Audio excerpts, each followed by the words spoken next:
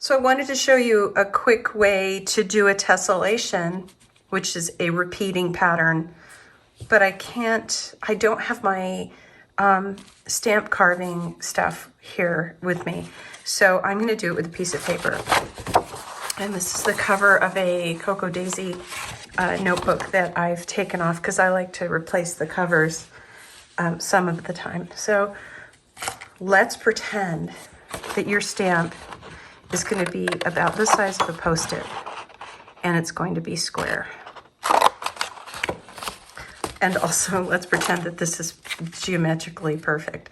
A square is a tessellation, so you could stamp and stamp and stamp. You could, all the lines meet up. So the way that a tessellation works, and I will insert an image here of a tessellation, is that if you stamp or your pattern, your design, it all fits into each other. So I'm going to show you one easy way to do it. And also, if you've ever done looked at the cheaper jigsaw puzzle pieces, those are tessellations where the pieces are all the same, where there's like a blob sticking out on this side, and then it has the hole on this side, and then a blob sticking out on this side and the hole on this side. So there are a couple of ways to attach them together. So that's what I'm going to do right now.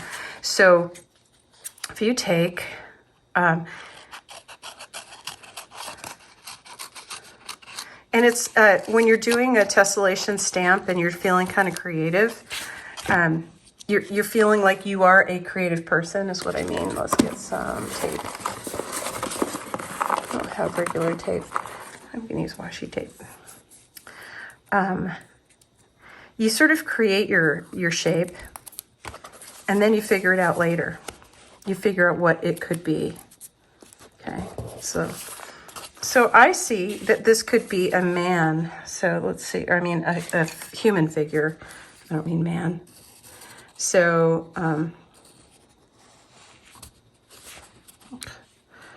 boom. It seems like I'm shaky in the mornings. I think it might be the coffee. Sorry about the lighting. Okay, so just an idea. So you could have this be a, I don't know, like you could have feet here. Could be, that's my husband being goofy. Whatever, could be somebody standing with their arms out. Oops. You see what I mean? It's sort of a doodle. So I guess with the stamp, you would have to allow this space to be open like this. So maybe you would make the person a wider person. And then, so since it is a human figure, it would be nice if if this was always down and this was always up. So this would work. And then you would stamp your whatever it is like this. So, you know, so that's one way, is to just cut a shape off one side and add it to the another side. So let's see. So this could be, you know, whatever. Could be a fish. You put an eye here and like this, and then it would be fish like this. So the next thing is you could take your little shape that you cut off and put it, and this is where it gets a little weird. You have to make sure that this matches this if you want them to line up perfectly. So obviously I didn't. Let's see. This is why it's nice to play with paper ahead of time and kind of get your idea before you start carving your stamp. That's good. So in this case, if I made this the head, then that means, so let's say I stamped this, and this was a person, I don't know, sitting in a chair. Then the next time I stamp it, it's going sideways. And that means the person is sideways, like lying on their belly with their feet up or whatever. So there's no longer one up as soon as you put the little cutout piece on a different side. So the thing that you design, if you want it to be a figure of some kind, you have to think, like, is it okay if I have a, whatever, I'm trying to think of what to draw here. I'm just going to draw myself. This is me. You know, if I do this, and this was me in some position, and then I have this, if I stamped it this way the second time, then that means I now have a sideways one. Is that okay? So that's what you're thinking of. So then you would have an upside down one. Do you see what I'm saying? So this is the probably the easiest tessellation, is a square, and often a post-it note is the perfect size to play with. So end this. Let me show you a different one. So the next one is a triangle. Pretend that I'm cutting this perfectly and all three sides are the same, which they aren't, but just pretend. So what's cool about triangles, so all three sides match up, so you can create a kind of a circle with them, like, you know, like a pizza or something. So you cut your little shape out, whatever it is. I suggest a simple shape. So notice that I cut this a little slanty. I have to make sure that whichever side I put this on, that it kind of matches this, so I can't flip this over or that'll mess things up.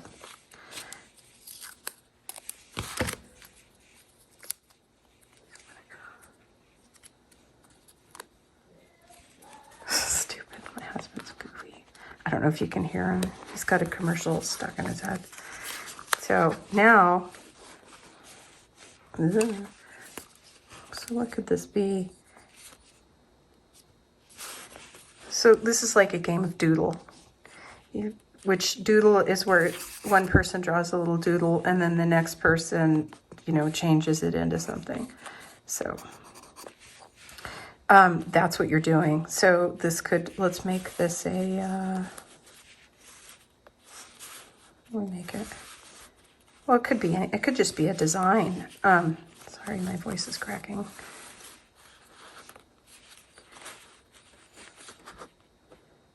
Let's see. I'm going to do the first one.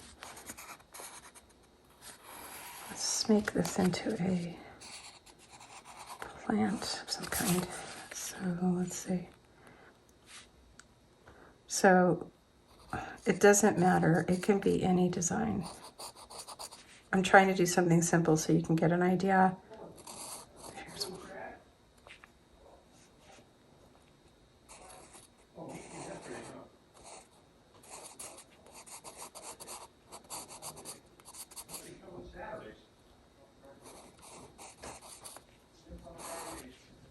Right, okay. So this, I mean, just super quick. I was trying to do something that's not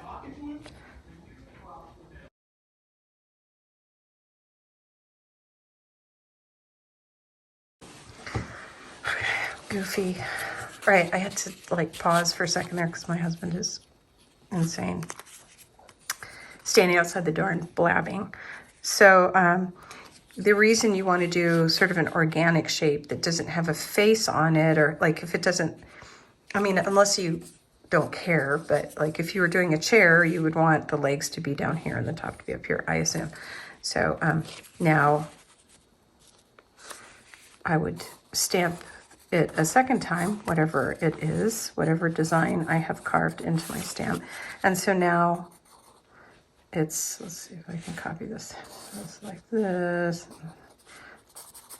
So now I'm taking, as if this was a carved stamp, I'm showing you kind of what it would look like. See, so you'd have your repeating design, and then you would stamp it again. And so that's what's cool about a triangle is you have, it doesn't fit in the little sort of checkerboard way that the square does. So a triangle is sort of like the next step up. Then another one is to, you know, I'm going to use a square, a different square. So pretend this is a perfect Post-it note size. So you can also just do a shape. Then you take, so you want to end up with this, you don't want to throw away any pieces. You want to end up with the same amount of, the same area. So I guess I didn't need to turn it over. It doesn't matter. So this is, so this one would repeat this way, but then you can also, oh, so let me show you. So pretend, so I've just, I don't know what you would make this. Maybe you would make it a fish. Fish are always nice because that you can be sort of swoopy with them. Like a betta fish would be fun because it has all those little things that come off of it. And then you could have it fit each other. But the other one is to do this a second time. So this is sort of the more advanced version of the same thing. So this is how you create sort of a fish shape. Like that. So I suggest that you play with it with paper first until you kind of get an idea of what you want. So I think this would be a fun, where's my pencil that I was just using? So in a perfect world, this wouldn't be here. I actually do this in Adobe Illustrator, which is so much easier than doing it by hand, but so here you have this shape. Well, you can easily turn this into a fish.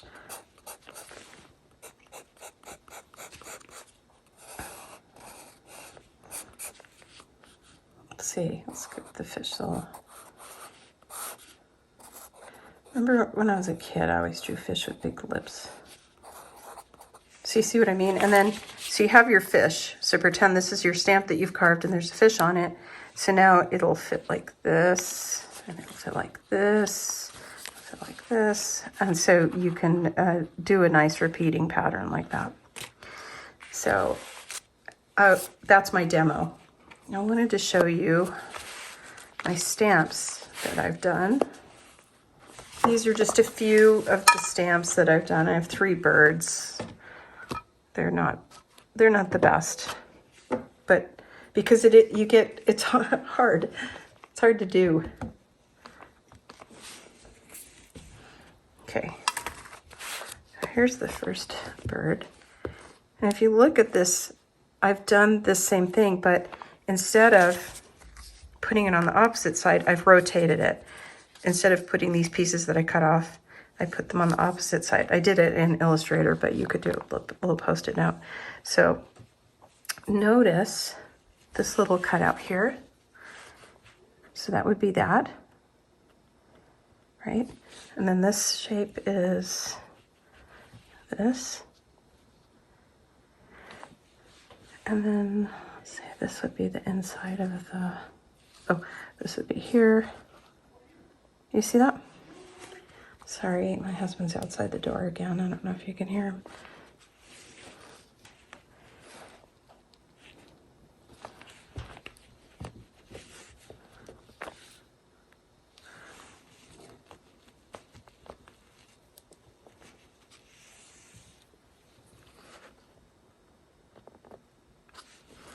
So that's how it works.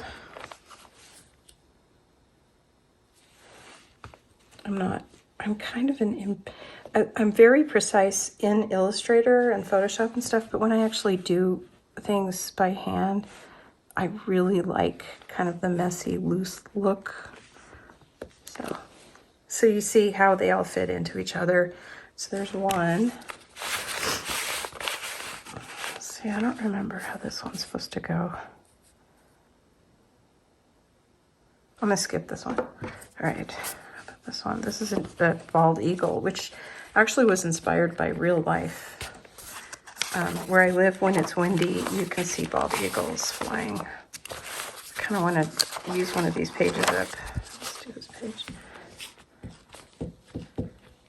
This is just a regular, like a cheapy sketchbook, which I use for sketching and kind of throwaway stuff. Okay, so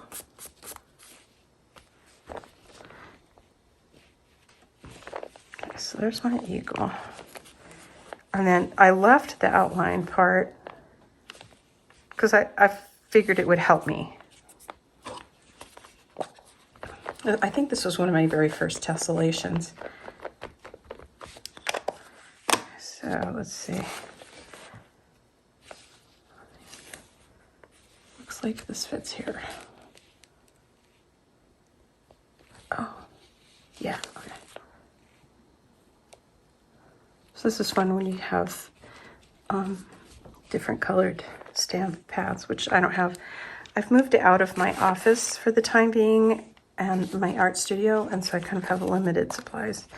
But I knew Carved December was coming up, so I left my stamps and my black pads out.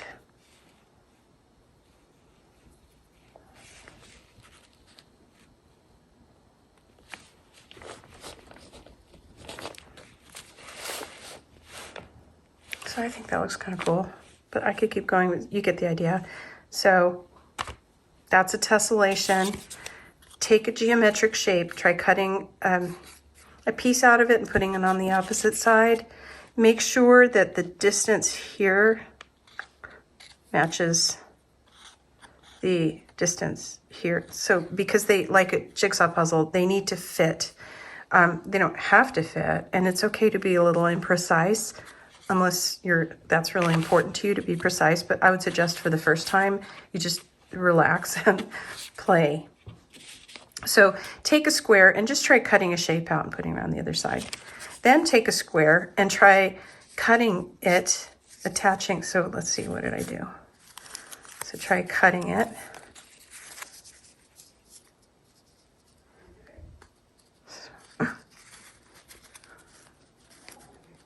So take a square and cut a shape out of it and put it on the other side. Try that and then do it again. You could keep going.